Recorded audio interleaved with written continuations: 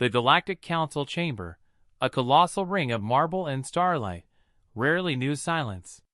It was a place of endless debate, posturing, and hollow threats.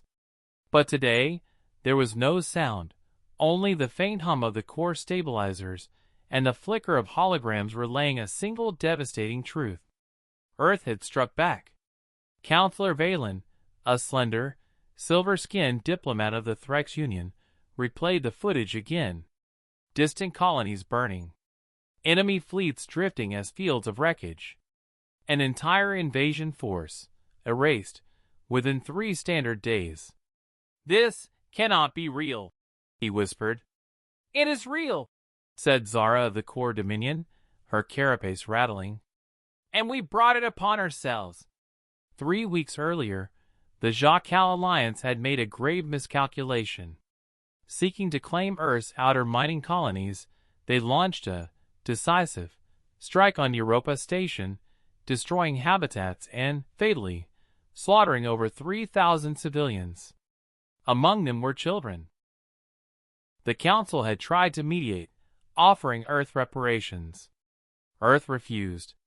There was no negotiation. There was only a single message, broadcast to every star system. "You spilled our blood. Now we spill yours." The retaliation was unlike anything the galaxy had witnessed. Human fleets did not advance slowly, as was customary. They struck like predators, silent until they were at the throat. Stealth frigates bypassed border defenses, striking shipyards, severing supply lines. Orbital drop troops emerged from FTL shadows, seizing command hubs within hours. The Jacal's proud fortress world, Brex's, fell in 2 days, not from siege, but from within. Human infiltration teams sabotaged their reactors, turned their own defense grid against them, and left a transmission. "This is the price of your ambition."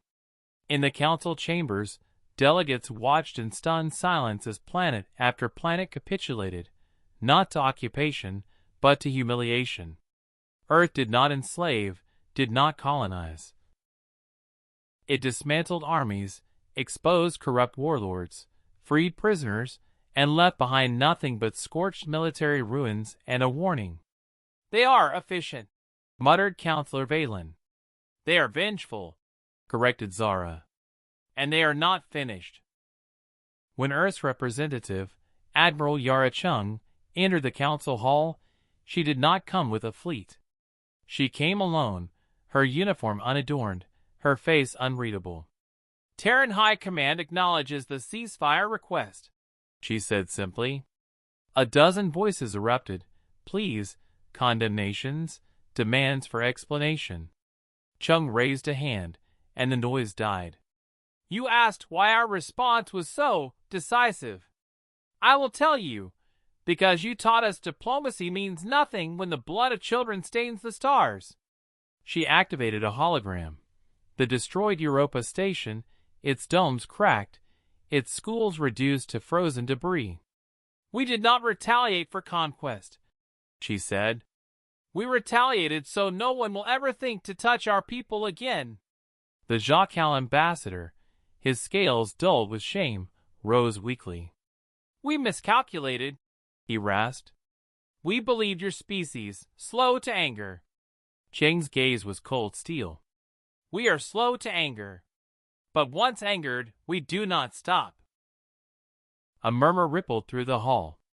After 3 hours of closed-session negotiation, the Council passed the Europa Accord, a treaty forbidding any hostile action against Terran colonies, under penalty of total embargo and joint intervention. Even old rivals signed, unwilling to risk what they had just seen. The Jacal were forced to pay reparations, not to Earth, but to the civilians displaced by their invasion. Their fleets were dismantled under Terran supervision. Their warlords were handed to neutral courts. Earth asked for no territory, no thrones, only security. But every delegate knew the truth. The galaxy had changed. Humanity had drawn a line in the stars, and burned that line into the memory of every empire.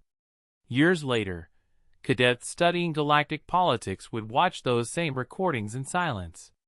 Remember, their instructors would say, Earth does not seek war. But when war is brought to them, when their children are killed, their home shattered. They answer in a language the galaxy will never forget.